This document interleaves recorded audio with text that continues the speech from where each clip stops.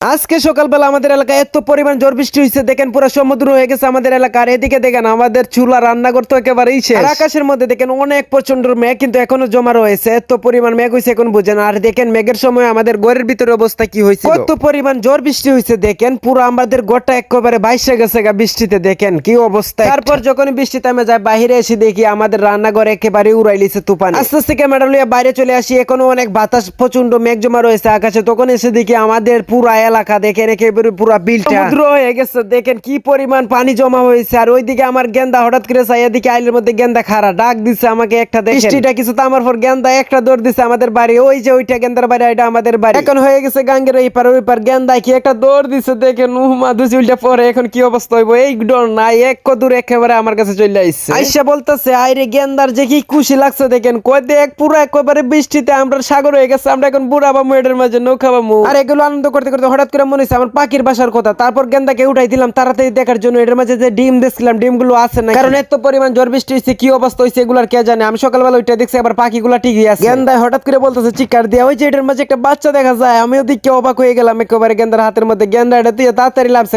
একটা বাচ্চা ফুটাইলিছে এখানে, ডিম দেখে ফেলাইছে। মানে ডিমের যে শুক্লাটা আছে না শুক্লা ফালানি হয়েছে, আর একটা বাচ্চা ফুটছে, আরো 3টা ডিম এর ভিতরে রয়েছে। তারপর আমি ওরে কইলাম তাড়াতাড়ি লাইমে জিগা, কারণ শালিক পাখি কিন্তু আশেপাশে আছে, সমস্যা নাই কিছু হবে না। তারপর আমরা লাইমে আসলাম এখান থেকে। আসলে আমরা খুব চিন্তিত আসলাম, কারণ দুজি এত পরিমাণ জ্বর হইছে, এটা পাখির বাসা কিতে কি না হইছে। এরপর দেখি না একটা বাচ্চা ফুটাই ফেলাইছে। একটা বাচ্চা থেকে আমরা অনেক খুশি হলাম। তারপর আমরা হাঁটতাম দেখি এলাকার অবস্থা কি। তারপর গিয়ে দেখি একটা গাছের মাঝে কিন্তু 2টি বাসা ছিল, গাছটি অনেক উঁচু ছিল। তো তার জন্য আমরা এখানে চলে আসলাম। আচ্ছা দেখি 2টা বাসে ভাঙ্গেলিছে, গেন্দা ডাইক দিয়ে আমার দেখাইতেছে। তারপর আমি উঠতে পেলাম গেন্দার দ্বার দৌড়। গেন্দা কিন্তু আমার আগে বাসার দিকে একটা দৌড় মেরে চলে আসলো। আইয়া দেখি একটা বাসা যখনই খুলছে সেটার মধ্যে দেখেন ডিমগুলো অনেক ডিম ছিল, কিন্তু ডিমগুলো খুব দুঃখের বিষয় সবগুলো ডিম ভাঙ্গে গেছে, কারণ এত উপরেতে পড়ছে ডিমগুলো তো ভাঙ্গার কথা। আমরা ভাবছিলাম বাচ্চা টাচ্চা পাবো না, সেগুলো কিছুই পাইলাম না। শুধু একটার ভিতরে ডিম পাইছি আর একটার ভিতরে কিছুই নাই। আর কত বড় গাছ দেখছেন, সেই গাছ থেকে এই বাসাগুলো পড়ছে। যাই হোক খুব দুঃখের বিষয়, কিছু করার নাই। তারপর চলে আসলাম আইসা গেন্দা দেখে একটা খাইবার জিনিস, এটা আপনারা কি চিনছেন নাকি? তারপর গেন্দা কি বাপটা লইছে দেখে। এসব ব্যাপারে গেন্দার কিন্তু আবার খুব অভিজ্ঞতা আছে, এর জন্য দেখেন কিভাবে এটাকে নিয়ে লইলো। একবার ভাঙ্গা আগাটা কেন ফালাই লই আলগুস্ত আমরা এখান থেকে চলে আইছি। এটাকে একটু পর দুজনে মিলে বাদাম দিব। ঘুরতে যাই এমন একটা জিনিস পাবো আমরা ভাবতে পারি নাই, তো কেমন হইলো এটা খাইতে কিন্তু সেই স্বাদ লাগবো। যাই হোক আমরা চলে আসলাম আরেকটি জায়গায়। আইসা দেখি এখানে দেখছি এটা কি কত